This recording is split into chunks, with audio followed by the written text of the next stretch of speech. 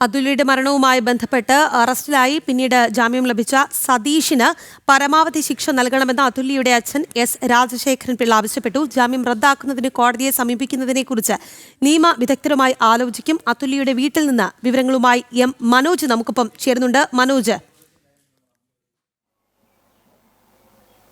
തീർച്ചയായും ഇന്ന് സതീഷ് നാട്ടിലേക്ക് എത്തിയപ്പോഴാണ് പോലീസ് കസ്റ്റഡിയിലെടുക്കുന്നതും തുടർന്ന് മറ്റ് നടപടികളിലേക്ക് കടക്കുന്നതും. എന്തായാലും സതീഷിന് ഇടക്കാല മുൻകൂർ ജാമ്യം ലഭിച്ചിട്ടുണ്ട് എന്നുള്ളതാണ്.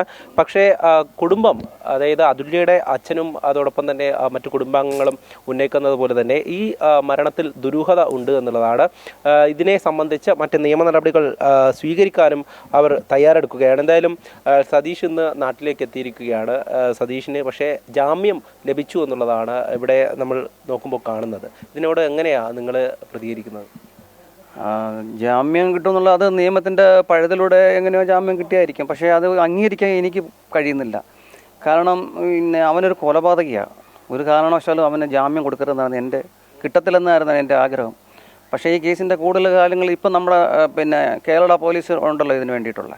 അവർ എന്താണെന്ന് വെച്ചാൽ ആ സംഭവം അന്ന് എന്താണ് നടന്നതെന്നുള്ള കാര്യം അവരത് തെളിയിക്കും. അതിനുള്ള കഴിവ് നമ്മുടെ പോലീസിനുണ്ട്. അവരത് ചെയ്യുമെന്നാണ് എൻ്റെ വിശ്വാസം.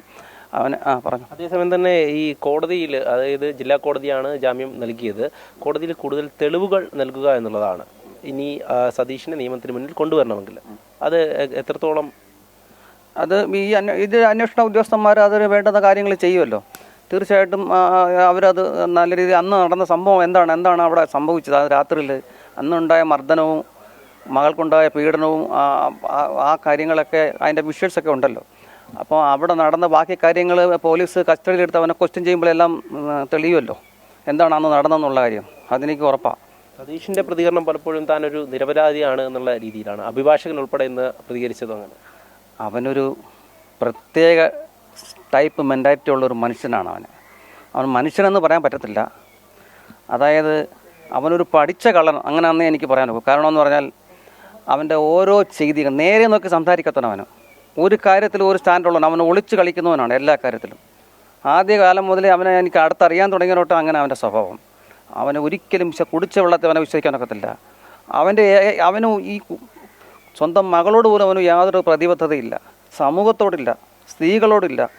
ഇതൊന്നും ഇല്ലാത്ത ഒരുത്തനും അവനെ മനുഷ്യൻ്റെ പട്ടിയെ കൂട്ടാൻ കൊള്ളൂ. മദ്യം മാത്രമാണ് അവൻ്റെ ഒരു ആശ്രയം. എപ്പോഴും മദ്യപിക്കുക, സുഖിക്കുക, അങ്ങനെയുള്ള ഒരു ചിന്താഗതിയുള്ള ഒരു ക്രിമിനലാണ് അവന് നിയമത്തിൻ്റെ മുമ്പിൽ കൊണ്ടുവരണം. അവനെ നിയമം അനുശാസിക്കുന്ന ശിക്ഷ കൊടുത്ത് ഈ സമൂഹത്തിനൊരു മാതൃകയായിരിക്കണം. ഇനിയെങ്കിലും ഇതുപോണക്കുള്ള കുഞ്ഞുങ്ങൾ, കൊച്ചു പെൺകുട്ടികൾക്ക് ഇങ്ങനെയുള്ള ദുരനുഭവം ഉണ്ടാകാതിരിക്കണമെങ്കിൽ ഇതൊക്കെ ഒരു മാതൃകയായിട്ട് തന്നെ അവനൊക്കെ ശിക്ഷ കിട്ടണം.